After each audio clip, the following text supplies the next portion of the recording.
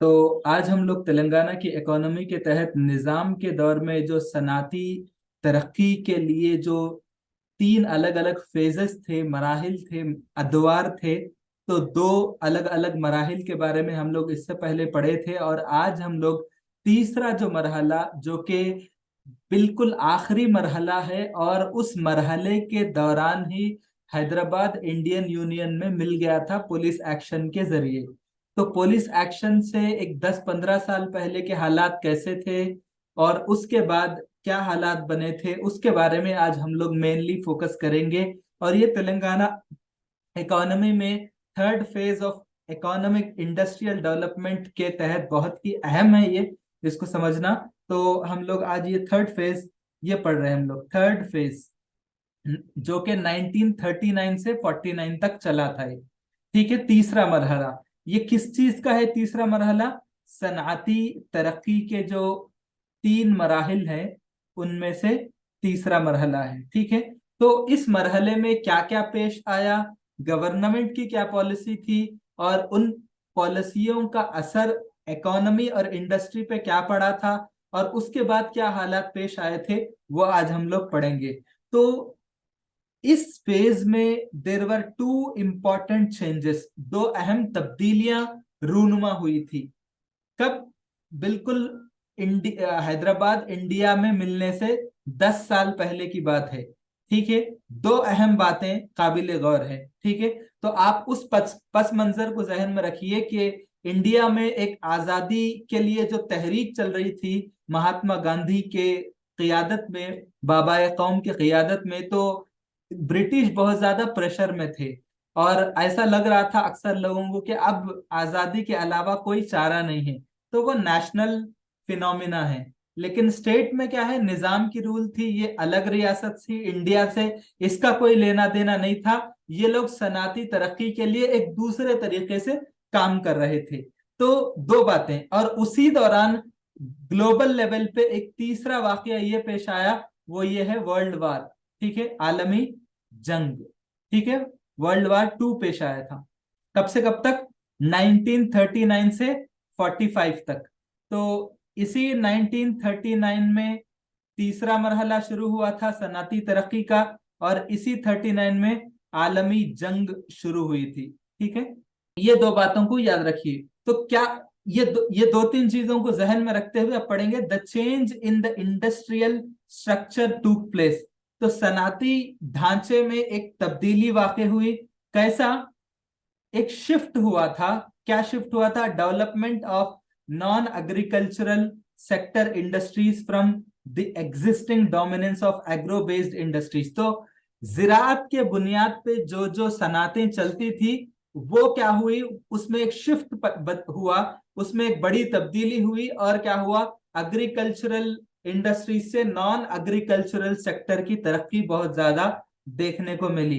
तो मैं आप लोगों को एक बात बताता हूँ कि जब आलमी जंग हुई थी, दूसरी आलमी जंग हुई थी, तो उसके बाद क्या हुआ कि बहुत ज्यादा तब्दीलियां आई ग्लोबल इकोनॉमी में। ठीक है, तो मैं आप लोगों को अपना स्क्रीन शेयर कर रहा हूं। मैं वो आप पढ़ा था इसलिए आप लोगों को शेयर कर रहा हूं थोड़ा जूम करके, कि दूसरी जंग के बाद, आलमी जंग के बाद, दूसरी आलमी जंग के बाद इकोनॉमिक एक्सपेंशन हुआ था।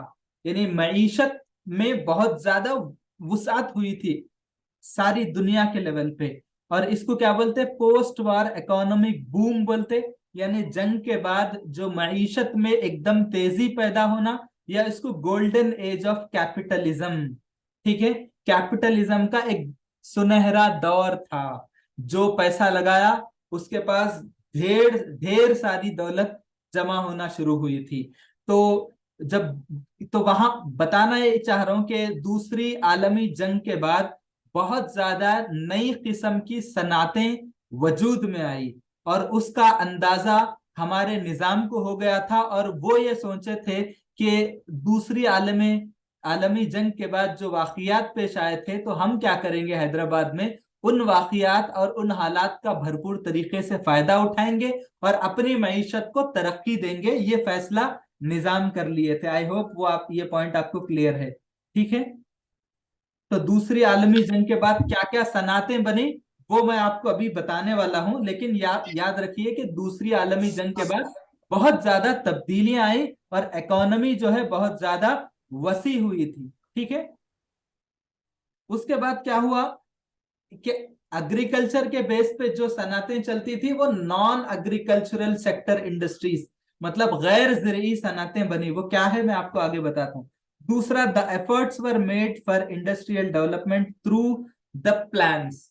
तो जैसा प्लान्स, अलग अलग प्लान्स बनाते हुए कई तरह की कोशिशें की गई है। यानी प्लान्स मतलब 3 साल के लिए, 4 साल के लिए, 2 साल के लिए मंसूबे बनाते गए। निजाम के दौर में जो उस वक्त के फाइनेंस मिनिस्टर थे, उन्होंने प्लान्स बनाए। जैसा हमारे पास इंडिया में प्लानिंग कमीशन के 5-5 साल के प्लान्स होते, 5 ईयर प्लान्स, तो वैसा यहाँ पे भी कुछ प्लान्स बने थे इकोनॉमिक डेवलपमेंट के लिए। ठीक है, इसके अलावा favourable conditions were created to development to develop coordination between the different sectors of non-agricultural industries। तो गैर ज़रूरी सनातें जो थी, तो उनमें आपस में तालमेल बढ़ाने के लिए साजगार माहौल भी पैदा किया गया। ठीक है, अब वो क्या है हम लोग तफसील से अब पढ़ रहे हैं। तो क्या हुआ, जैसा पहले 2 पॉइंट्स बने थे, क्या क्या पॉइंट था कि एग्रीकल्चरल सेक्टर बहुत ज्यादा पहले चलता था। उसके तहत क्या थे, या तो चावल का मिल था, या आटे का मिल था, या गन्ने के इंडस्ट्रीज थे, ऐसे थे, समझ गए। या फिर बहुत बोले तो कॉटन वगैरह के थे, कॉटन वगैरह के इंडस्ट्रीज, लेकिन और ज्यादा तरक्की नहीं हुई थी। तो इकोनॉमी अगर आपको डेवलप करना है तो सिर्फ एग्रीकल्चर पे चलता क्या? डू आप एग्री करेंगे कि सिर्फ एग्रीकल्चर, अगर एग्रीकल्चर पे चलता तो पूरा हैदराबाद बेरोजगार हो जाता, करीमनगर बेरोजगार हो जाता, वरंगल बेरोजगार हो जाता। जो बड़े शहर रहते जहां पे जमीन नहीं रहती, जहां पे लोगों को खेती बाड़ी करना नहीं आता, जहां पे पानी नहीं मिलता, वहां पे क्या हो जाता, खत्म हो जाता। तो एग्रीकल्चर पे इकोनॉमी चलती नहीं सर। नहीं चलती एग्रीकल्चर पर, सनती तौर पे सनती इंडस्ट्री भी चाहिए। नहीं चलती। तो क्या हुआ, अब नॉन एग्रीकल्चरल सेक्टर को डेवलप करे थे। कैसा हुआ था मैं आपको बता रहा हूँ। In accordance with the demand generated during the world war 2, जब आलमी जंगे अजीम, दूसरी जंग चल रही थी, तो आपको मालूम होना चाहिए, लोगों की जब जंग होती तो आपको अंदाजा होगा कि लोगों के पास खाना नहीं रहता। एक अंदाजे के मुताबिक 8 करोड़ लोग खत्म, हलाक हो गए थे दूसरी आलमी जंग में। 80 मिलियन लोग खत्म हो गए। इसके अलावा कई लोगों को खाना नहीं मिला, खत्म। किसी के पास कपड़े नहीं थे, खत्म। किसी के पास दवाई नहीं थी, खत्म, मर गए लोगों का हाल। तो अब क्या होता, इकोनॉमी चाहती कि और एक्सपेंशन हो, दूसरे ममालिक जहां पे जंग नहीं होता, जहां पे हालात बेहतर रहते, वहां एक फेवरेबल कंडीशन बन जाता। तो वो चीज जहन में रखिए। The industries got new impetus from expansion. तो सनातों को तोसी करने का एक बेहतरीन मौका मिल गया। The new industries were establish in respect of machine tools factories. तो मशीन टूल फैक्ट्रीज मतलब मशीन बनाने वाले कारखाने बनना शुरू हो गए। पहले इंसान हाथ से हर चीज को बनाता था, तो टाइम भी लगता था, बहुत ज्यादा लेबर कॉस्ट भी बढ़ जाता था। लेकिन वही चीज अगर आप मशीन से बनाएंगे तो लेबर कॉस्ट कम, लेबर बोलता 4 दिन काम करता, 5वें दिन बोलता बुखार आया, सर में दर्द हो रहा, पेट में दर्द हो रहा, या घर में ये हुआ वो हुआ, ईद आई बकरीद आई, ये छुट्टी वो छुट्टी। मशीन को रहता नहीं रहता, उससे 24 घंटे में 20 घंटे काम लिए, 4 घंटे उसको आराम दे दिए, रिकवर हो जाता। तो मशीन टूल्स बनना शुरू हुए, उसके फैक्ट्रीज। इसी तरह केमिकल इंडस्ट्रीज बने थे। खिलाओ ना को, कुछ भी नको करो। लोग बोल रहे रिमूव कर दो सर, कोई बात नहीं, हम तो अनम्यूट करके रहते, तो रिमूव कर देंगे, कोई बात नहीं। तो केमिकल इंडस्ट्रीज बनना शुरू हो गए। इसी तरह पेपर मिल्स बनना शुरू हो गए। इसी तरह फॉरेस्ट प्रोड्यूस बेस्ड इंडस्ट्रीज, मतलब जंगलात में जो चीजें मिलती, जैसा शहद है, इसी तरह बम्बू है, बम्बू की लकड़ी बहुत ज्यादा मशहूर है, बहुत ज्यादा इस्तेमाल होती। इसी तरह दवाएं बहुत ज्यादा यूज होती। तो फॉरेस्ट प्रोड्यूस बेस्ड इंडस्ट्री मतलब फॉरेस्ट से जो प्रोडक्ट्स बनते, जंगलात से जो मसनूआत बनते, उनके फैक्ट्रीज और इंडस्ट्रीज बनना शुरू हो गए, पेपर मिल बनना शुरू हो गए, केमिकल इंडस्ट्रीज बनना शुरू हो गए, मशीन टूल्स मतलब मशीन बनाने के जो आले रहते, जैसा अलग अलग आले जो रहते मशीन वगैरह बनाने के, उसके फैक्ट्रीज बनना शुरू हुए। तो ये क्या है, नॉन एग्रीकल्चरल सेक्टर्स हैं। इसी वक्त में क्या हुआ, the importance of non agricultural industries increased, उसकी अहमियत भी क्या हो गई, बढ़ गई। उसके नतीजे में there was change in the industrial structure, सनती ढांचे में एक तब्दीली वाक़ हुई। तो ये तब्दीली को देखते हुए, for this purpose with the investment of the government through industrial trust fund, ठीक है, आईटीएफ बहुत ज्यादा मशहूर है। ये कब कायम हुआ, 1929 में, ठीक है, 10 साल पहले। तो अब निजाम को लगा कि बहुत जबरदस्त मौका मिल रहा, भाई जंग हो गई, सब हो गया, अब जो है इसका फायदा उठाना है। तो क्या हुआ, आईटीएफ के जरिए फंडिंग करना, इन्वेस्टमेंट करना शुरू कर दिए। और it was encourage to establish industries as a single unit with high installed capacity, बहुत भारी कैपेसिटी के साथ लोग सनातें कायम करना शुरू कर दिए थे, उनकी हौसला अफजाई हो रही थी। ये भी देखना जरूरी है कि तो हैवी कैपिटल होता, बहुत ज्यादा भारी सरमायाकारी की जरूरत पड़ती, वो सरमायाकारी कौन करे, निजाम स्टेट की तरफ से किया गया। उसकी फाइनेंसिंग कौन करे, उसकी माली तौर पे सरमायाकारी कौन लगाए, माली तौर पे सरमायाकारी कौन लगाए, निजाम की सरकार ने, मतलब निजाम की हुकूमत ने लगाई। In many cases plant capacity of those factories was one of the largest in industry in India. तो इंडिया में उस वक्त जो प्लांट्स लगते थे, प्लांट्स मतलब जो बड़े बड़े मशीन्स और प्लांट्स लगते थे, वो इंडिया के मुकाबले में बहुत ज्यादा था, कई कई कई एतबार से। ये एक लफ्ज भी याद रखिए, कई एतबार से। The structural change was reflected in the preparation of each group of industries among the total number of industries. तो यानी बुनियादी ढांचा जो है मजबूत हुआ, ये बता रहे हैं। In fact, it reflected more sharply in capital concentration. तो ये क्या हुआ कि सरमायाकारी, मतलब इसका ये नतीजा हुआ कि हुकूमत इतनी ज्यादा सरमायाकारी करे कि कैपिटल कंसंट्रेशन हो गया, यानी इतना पैसा लगाए कि सिवाय हुकूमत के कोई नहीं लगा रहा था, उतना पैसा लगा दी थी। मतलब उनकी नीयत साफ थी सरमायाकारी बढ़ाने की, उनके अकदामात एकदम सही थे। इंडस्ट्रियल डेवलपमेंट थ्रू प्लान्स, तो अलग अलग प्लान्स बने थे, वो हम लोग, ये आखिरी फेज है ये। तो ये 2 पैराग्राफ जो पढ़े, आई होप आप लोगों को क्लियर है। एक तो ये है कि नॉन एग्रीकल्चरल सेक्टर बढ़ा था, और दूसरा ये है कि दूसरी आलमी जंग की मुनासिबत से कई नए सनतें कायम हुई, जैसा पेपर मिल है, केमिकल इंडस्ट्रीज है, इसी तरह आपको प्लांट और मशीनरीज के कारखाने हैं, इसी तरह जंगलात के जो प्रोडक्ट्स है उनके फैक्ट्रीज है, ये सारे बनना शुरू हो गए थे। ठीक है, 2 चीजें। अब तीसरी बात क्या है, another speciality in the third phase, तीसरे फेज में एक दूसरी खूबी यह है कि स्टेट प्लान्ड इकोनॉमिक डेवलपमेंट था, यानी रियासत की तरफ से, रियासत इतनी ज्यादा आगे थी सनती तरक्की में कि वो प्लानिंग जो हो रही थी वो लोगों की तरफ से कम और हुकूमत की तरफ से ज्यादा हो रही थी। ठीक है, स्टेट प्लान्ड इकोनॉमिक डेवलपमेंट मतलब जो इकोनॉमिक डेवलपमेंट हो रहा था वो पूरी तरह से रियासत की तरफ से राइज था, रियासत की तरफ से चलाया जा रहा था।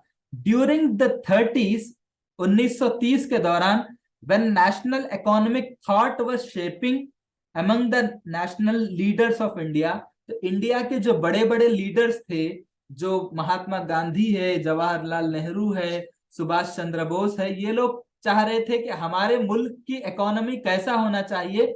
इसी दौर में क्या हुआ कि निजाम की हुकूमत जो है स्ट्रैटेजी बना रही थी प्लान्ड डेवलपमेंट की। ठीक है, जहां पे पूरे इंडिया में जो बड़े बड़े रहनुमा थे वो लोग सोच रहे थे कि कैसा हम आगे बढ़ाना, लेकिन निजाम की गवर्नमेंट में, निजाम की स्टेट में क्या हो रहा था कि इम्प्लीमेंटेशन हो रहा था, उसको अमल में लाया जा रहा था। किसको?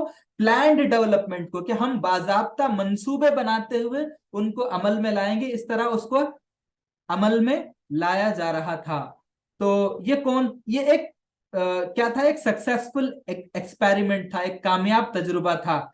तो इसको कौन अंजाम दिए थे? इसको बजटरी सिस्टम, बजट में बाजाब्ता इसके लिए फंड लगाया जा रहा था, फंड मुख्तस किया जा रहा था। तो ये कौन शुरू करे थे? अकबर हैदरी। ये कौन थे? अकबर हैदरी। ये फाइनेंस मिनिस्टर है हैदराबाद स्टेट के, ठीक है, यानी वजीर खजाना थे ना, ठीक है। और इन्हों बाद में जाके प्राइम मिनिस्टर भी बने थे। कब से? 1937 से लेके 1941 तक, 4 साल तक इन्हों प्राइम मिनिस्टर थे। इसके बाद, इनके बाद महाराजा किशन प्रसाद, अगर आप नाम सुनेंगे मालूम होना चाहिए। तो अकबर हैदरी जो है, इन्हों शुरू करे थे बजट के सिस्टम में। और इन्होंने आइडिया ऑफ प्लानिंग, यानी प्लानिंग, मंसूबे की अहमियत और उसकी सोच को परवान चढ़ाए थे। बोले थे कि अगर आपको डेवलप करना है तो पहले प्लान करना पड़ता। डेवलपमेंट बेआईन ही, ये फी बदी ही वाकई नहीं होता, उसके लिए मंसूबा बनाना पड़ता, उसके लिए फंड देना पड़ता, उसके लिए ऑफिसरों को तैनात करना पड़ता, फिर उसको अमल में लाने के लिए दूसरे लोगों को तैनात करना पड़ता, फिर जाके आपको जो है उसके नतीजे बरामद हो सकते। तो प्लान्ड, जो आइडिया ऑफ प्लानिंग थी, वो शुरू करने वाले कौन थे? जो उस दौर के फाइनेंस मिनिस्टर थे, जिनका नाम अकबर हैदरी। क्या है? थर्ड सालार, 3 सालार थे ना, थर्ड सालार जंग, मैंने वो अव्वल सालार सालार जंग। ऑफिसर थे, ऑफिसर थे। इनो हुकुमरान नहीं थे, इनो किंग नहीं थे, इनो, ठीक है। एक होता आईएएस ऑफिसर, ठीक है। एक जैसा हमारे सिस्टम है ना, लेजिस्लेशन, हमारे स्टेट का क्या है? एक लेजिस्लेटिव है, दूसरा एग्जीक्यूटिव है, तीसरा जुडिशरी है, ठीक है। तो लेजिस्लेटिव में एमपी एमएलए आते, ठीक है। दूसरा क्या है? एग्जीक्यूटिव में जितने ऑफिसर्स रहते हैं, कलेक्टर, डिप्टी कलेक्टर, तो ये उस दौर के एग्जीक्यूटिव थे, ठीक है। इनो सालार कोई हुक्मरान नहीं थे, इनो ऑफिसर थे। तो इनके काबिलियत को देखते हुए बाद में प्राइम मिनिस्टर भी बनाए, और पहले जो है इनो फाइनेंस मिनिस्टर थे, ठीक है। तो पहले क्या था कि काबिल लोगों को क्या है, एग्जीक्यूटिव में भी ले लेते थे, ठीक है। सॉरी, बाद उनको प्राइम मिनिस्टर भी बनाते थे, ठीक है। पहले ना फाइनेंस मिनिस्टर थे। तो दोनों में फर्क है। तो पहले पहले तो लेजिस्लेटिव बॉडी नहीं थी, पहले किंग था, मोनार्की सिस्टम बोलते, वो था, ठीक है। तो in the post colonial era, post colonial era का मतलब 1948 से 56 तक। तो पोस्ट कॉलोनियल एरा जिसको बोलते हैं, उसका मतलब ये रहता कि जब जो है ब्रिटिश पूरे ममालिक को छोड़ के, मतलब इंडिया को छोड़ के चले गए थे, तो 1948 से 56 तक क्या हुआ कि कई ममालिक को आजादी मिली थी यूरोप में, जैसा फिनलैंड है। इसी तरह कई ममालिक थे जो जब जब इंडिया वाले अंग्रेजों को भगा दिए थे, तो दूसरे ममालिक के हौसले भी बुलंद हो गए थे। तो वो लोग भी क्या करे थे कि अंग्रेजों को भगाना शुरू कर दिए थे। तो यूरोप में क्या है, पोस्ट कॉलोनियल एरा, यानी 1948 से 1956 तक 8 साल के अरसे में क्या हुआ, हर मुल्क से क्या हुआ, ब्रिटिश को भगाते जा रहे थे। चलो निकलो यहां से, निकलो यहां से, बहुत कर लिया हुकूमत बोले। तो उस दौर में क्या हुआ, आईटीएफ जो निजाम के दौर में बनाए थे, वो क्या हुआ कि प्लानिंग प्रोसेस का बहुत अहम हिस्सा बन गया था वो। मतलब ये लोग शुरू में जो आईटीएफ बनाए, इंडस्ट्रियल ट्रस्ट फंड, जो कि 1929 में बनाया गया था, ये बाद में जाके इतना इफेक्टिव रहा कि वो जो है पार्ट ऑफ प्लानिंग प्रोसेस, यानी पूरी प्लान, जो प्लानिंग बना रहे थे इंडस्ट्रियल डेवलपमेंट के लिए, उसका उसका उसके प्रोसेस का हिस्सा बन गया था। इतना ज्यादा निजाम के जितने मंसूबे थे वो कार आमद हुए आगे चल के, ठीक है। और क्या हुआ कि इसके लिए प्लानिंग डिपार्टमेंट भी कायम करे थे, ठीक है। प्लानिंग मतलब आप कोई भी काम करो, प्लान करना जरूरी है, ठीक है। तो ये कब हुआ? 1943 में हुआ था। उसके लिए कितने पैसे लगाए थे? 3 करोड़ रुपए का बजट भी लगाए थे। और मैं जैसा बताया था, आलमी जंग जो शुरू हुई थी 1939 से 45 तक, ठीक है, टोटल 6 साल तक चला था।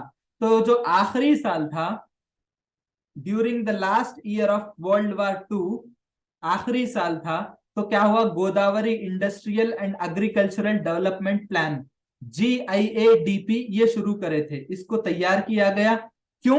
क्योंकि south bank of river Godavari, यानी गोदावरी नदी के जो जुनूबी हिस्से में जो इलाका करीमनगर आता, तो वहां पर कई सनातों को कायम करने के लिए GIADP कायम किया गया। इसका फुल फॉर्म क्या है? Godavari industrial and agricultural development, ठीक है। इसको प्रिपेयर किया गया किस मकसद के लिए? गोदावरी नदी का जो साउथ बैंक है, जुनूबी हिस्सा है जहां पे पानी बहुत ज्यादा पाई जाती, जो कि करीमनगर है आज के दौर का, वहां पे क्या हुआ, कई सनतें कायम की गई और उसके लिए खर्चा कितना आया? 240 करोड़ रुपए लगाए गए। आप सोचिए, आज से 80 साल पहले 240 करोड़ रुपए लगाना बहुत बड़ी बात है। क्यों लगाए? केमिकल, ग्लास, सीमेंट, रेयन और दूसरी सनतों को कायम करने के लिए उस दौर में शुरू करे थे। Industrialization was accelerated due to the direct intervention and encouragement of the government in Nizam Hyderabad state. तो निजाम के हैदराबाद स्टेट में हुकूमत रास्त तौर पे सरमायाकारी भी लगाई थी और रास्त तौर पे जो है हौसला अफजाई भी करती थी और पॉलिसीज भी जो है गवर्नमेंट खुद बनाती थी। तो ये जो इंडस्ट्रियलाइजेशन है, ये क्या है, बहुत ज्यादा क्या taken up to the possible extent in Hyderabad state.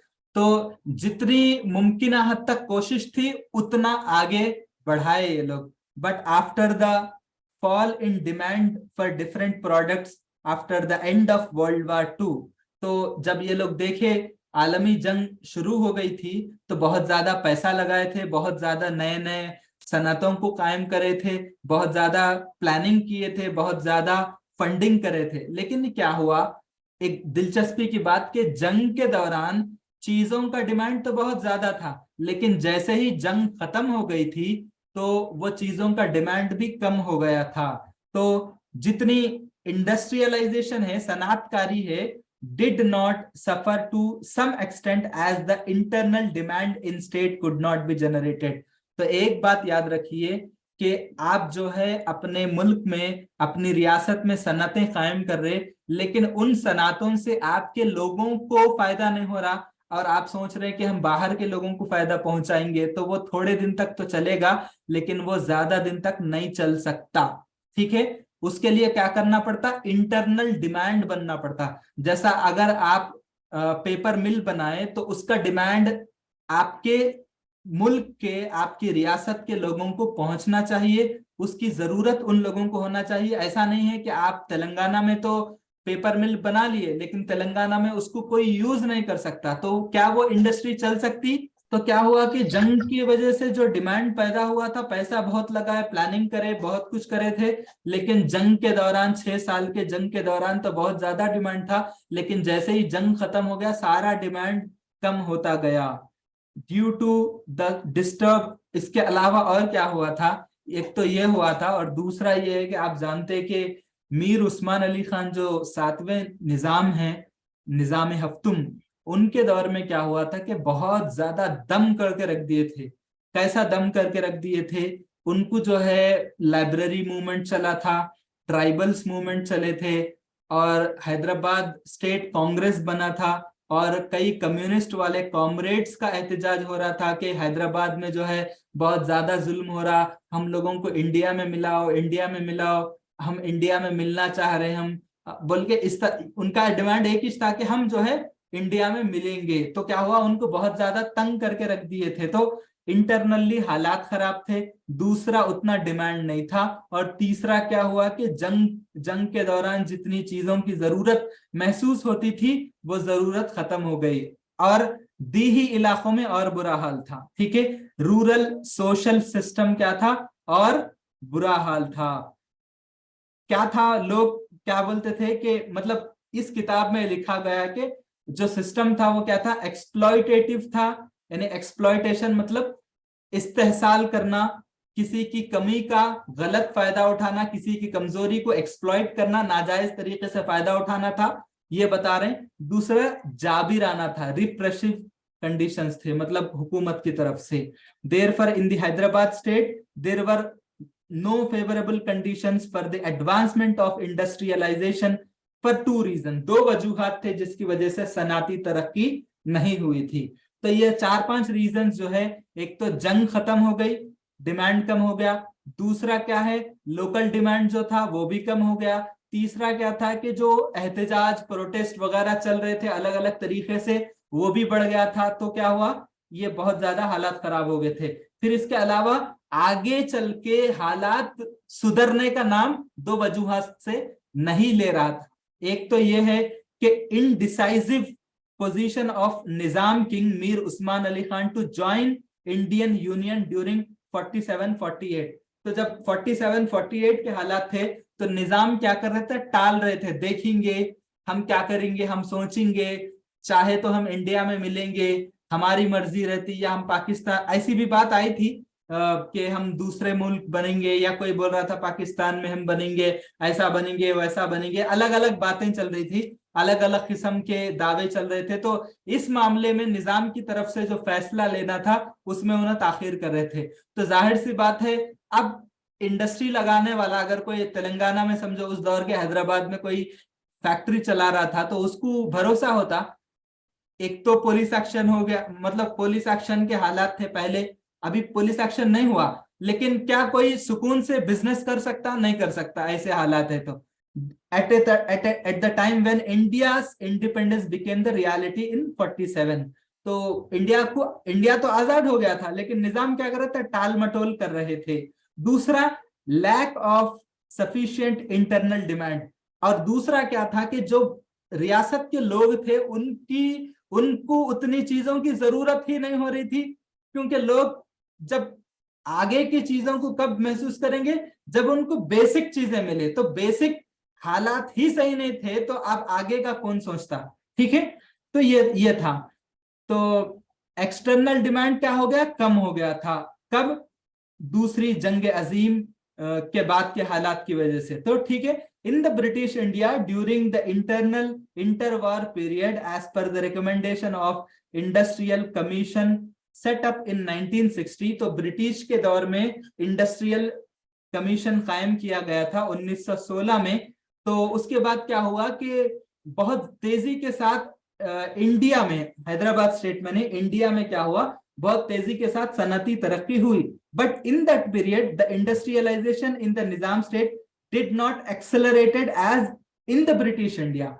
तो 1916 के बाद इंडिया और हैदराबाद स्टेट, इन दोनों की सनती तरक्की को कंपेयर करेंगे तो क्या हुआ था कि यहाँ पे क्या हुआ था कि 20-30 साल पहले से हालात खराब थे, एहतजाज शुरू हो गया था, लोग बोल रहे थे कि निजाम जुल्म कर रहे हैं, बहुत ज्यादा टैक्सेस ले रहे हैं, और अलग अलग तरीके से प्रोटेस्ट चल रहे थे। तो इस तरह के हालात थे। दूसरी तरफ इंडिया में क्या था कि चूंकि ब्रिटिश वाले हुकूमत कर रहे थे 1916 में, तो वो लोग एक इंडस्ट्रियल कमीशन बनाए, तो बहुत तेजी के साथ डेवलप हो रहा था। तो क्या हुआ, the Nizam state could turn towards the heavy industries of non agricultural sector only after 1939। तो बड़ी हेवी इंडस्ट्रीज की जो सोच थी वो कब पैदा हुआ, 1939 के बाद पैदा हुआ। लेकिन जब ये पैदा हुआ तो थोड़ा सा ग्लोबल डिमांड तो था, लेकिन इंटरनल हालात खराब थे, बहुत ज्यादा लोग एहतजाज कर रहे थे निजाम के खिलाफ, तो ये सब कुछ था। तो उसकी वजह से क्या हुआ, इंडिया थोड़ा सा तेजी के साथ आगे बढ़ रहा था और हैदराबाद थोड़ा सा पीछे पड़ गया था, पीछे रह गया था, लेकिन अगरचे के हुकूमत की तरफ से फंडिंग की जा रही थी, ठीक है। तो ये था। लेकिन ब्रिटिश इंडिया में क्या है, 1919 के बाद क्या हुआ, हेवी इंडस्ट्री स्ट्रैटेजी क्या है, थोड़ा सा तेजी से आगे बढ़ता गया। यहाँ पे फंडिंग बहुत ज्यादा था हैदराबाद स्टेट में, यहाँ पे सोच बहुत अच्छी थी, लेकिन हालात खराब थे। वहां पे क्या था, हालात थोड़े से बेहतर थे, ब्रिटिश हुकूमत चुनके कर रहे थे 1919 के दौरान, लेकिन फंड कम था, लेकिन काम तेजी के साथ हो रहा था। ये दोनों का फर्क आप अच्छी तरह से समझना जरूरी है। The freedom of the country in 1947 अगस्त 1947 में क्या हुआ, इंडिया आजाद हुआ। और पुलिस एक्शन कब हुआ, 1948 में हुआ इन हैदराबाद स्टेट। तो उसके बाद क्या हुआ, निजाम रूल टू एन एंड, निजाम की हुकूमत खत्म हो गई और Hyderabad state got integrated with Indian union on 17 सितंबर 1948। तो 1948 के 17 सितंबर को हैदराबाद स्टेट क्या हुआ, इंडियन यूनियन में इंटीग्रेट हुआ।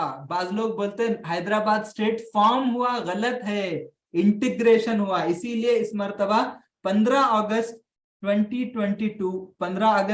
2022 में क्या करे, तेलंगाना की गवर्नमेंट 75 साल की मुनासिबत से नेशनल इंटीग्रेशन डे मनाए थे। ठीक है, क्या बनाए थे, नेशनल इंटीग्रेशन डे। ठीक है, ये लफ्ज याद रखिए।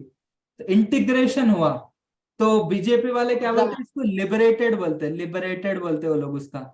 लिबरेशन मतलब आजाद हुआ बोलते हैं। तो एक तो आजाद यानी हैदराबाद स्टेट निजाम के कब्जे से आजाद हुआ बोलना अलग बात है, लेकिन इंडियन यूनियन में मिलना अलग बात है।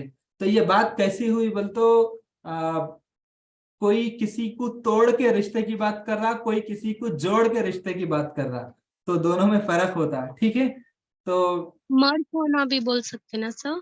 मर्ज होना वही मतलब है, प्रोसेस तो मर्ज होने का है, लेकिन इसको जो है पॉलिटिकल वर्ड क्या है, इंटीग्रेशन है।